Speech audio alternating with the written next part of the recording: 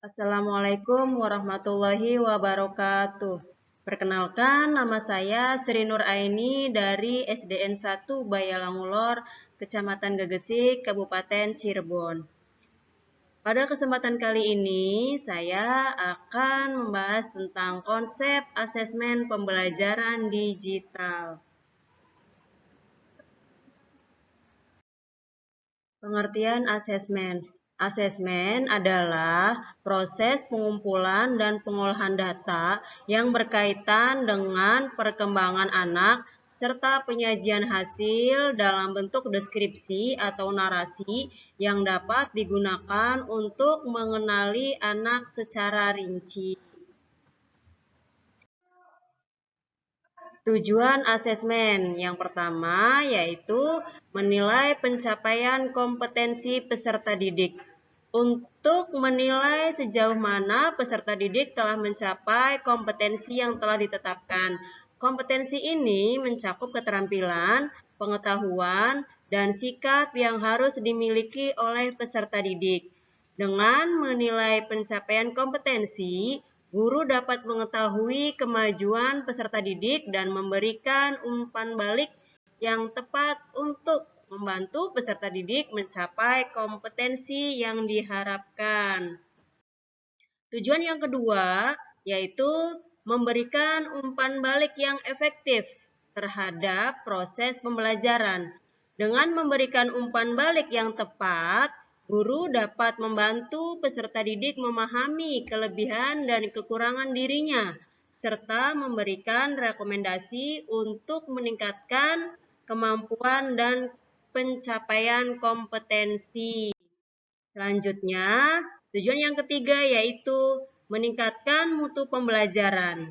Nah, dengan melaksanakan asesmen secara formatif, guru dapat mengetahui kekurangan dan kelebihan peserta didik, serta menyesuaikan pembelajaran agar lebih efektif. Tujuan yang keempat yaitu mendorong pengembangan peserta didik. Nah, dengan memberikan umpan balik yang efektif, peserta didik dapat memahami kekurangan dan kelebihan dirinya, serta dapat mengembangkan kemampuan yang dimilikinya. Dengan demikian, asesmen dapat membantu peserta didik dalam mencapai tujuan karir dan kehidupan yang diinginkan. Perhatikan gambar berikut ini. Ada dua gambar. Gambar yang pertama yaitu siswa sedang melaksanakan asesmen dengan menggunakan komputer atau laptop yang ada di sekolah. Sedangkan gambar yang kedua, siswa sedang melaksanakan asesmen dengan menggunakan kertas atau dilakukan secara manual. Nah, mana yang lebih menarik bagi siswa? Tentu saja gambar yang pertama atau asesmen yang menggunakan komputer yang lebih menarik bagi siswa. Perkembangan asesmen pembelajaran hingga kini telah menyentuh ranah teknologi. Asesmen pembelajaran tidak lagi dilakukan secara manual. Nah, salah satu asesmen pembelajaran yang dilakukan oleh guru yaitu dengan menggunakan Google Formulir. Nah, Google Formulir ini merupakan fitur untuk membuat survei, kuis, atau tes secara daring. Jenis pertanyaan yang dapat dinilai secara otomatis oleh formulir. Yang pertama yaitu jawaban singkat, yang kedua pilihan ganda, yang ketiga adalah kotak centang, yang keempat drop down, kelima grid pilihan ganda, yang keenam grid kotak centang. Berikut adalah cara cepat dan mudah untuk menggunakan Google Formulir. Nah, Google Formulir untuk menguji pemahaman peserta didik dengan memberikan kuis di akhir pembelajaran. Anda dapat membuat kuis di Google Formulir dan mengeditnya dengan sangat mudah. Anda juga dapat mengatur jawaban di Google Formulir sehingga kuis akan otomatis dinilai setelah peserta didik mengirimkannya. Setelah Anda memiliki template ujian di Google Formulir, Anda dapat dengan cepat mengeditnya saat ingin menggunakannya lagi. Google Formulir dapat disimpan di akun, sehingga Anda dapat mengaksesnya dengan aman dari perangkat apapun. Nah, maksudnya dari laptop bisa, dari handphone pun bisa. Pendidik dapat membuat survei untuk meminta masukan peserta didik tentang pembelajaran. Bagaimana cara membuat dan membagikan Google Formulir? Nah, pertama, kita masuk dulu ke akun email dan klik ikon 9 titik yang terdapat di sisi kanan atas. Klik menu formulir. Silahkan memulai membuat formulir dengan klik ikon plus.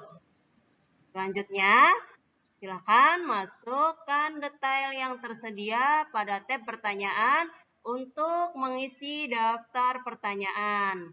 Untuk mengganti tipe pertanyaan, silahkan klik kotak pilihan ganda pada tab pertanyaan. Nanti akan muncul beberapa pilihan yang dapat Anda pilih. Jika Anda ingin kuis dinilai otomatis sepenuhnya dan memberikan skor kepada siswa segera setelah mereka selesai. Lalu, jika Anda ingin menambahkan pertanyaan, klik ikon plus pada bagian kanan formulir. Anda dapat mengimpor pertanyaan, memasukkan gambar dan video pada pertanyaan melalui ikon di bagian kanan formulir. Setelah selesai, klik tombol kirim pada pojok kanan atas. Anda dapat memilih untuk mengirim formulir dengan cara yang pertama, bisa melalui email dengan klik kirim. Atau bisa membagikan tautan dengan klik salin. Ini email, buka email kita, klik titik 9 seperti ini, cari formulir. Nah, klik ikon plus. Kemudian di sini ada formulir tanpa judul. Kita bisa menggantinya dengan judul yang kita inginkan. Lalu di sini ada pilihannya. Kalau sudah jadi, baru di sini kita kirim. Bisa kirim lewat email atau bisa menggunakan salin link.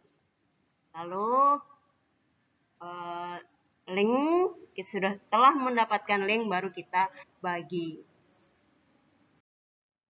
Bagaimana cara melihat respon atau jawaban peserta? Awalnya, Anda mungkin tidak melihat jawaban atau respon karena belum ada peserta didik yang melengkapi formulir.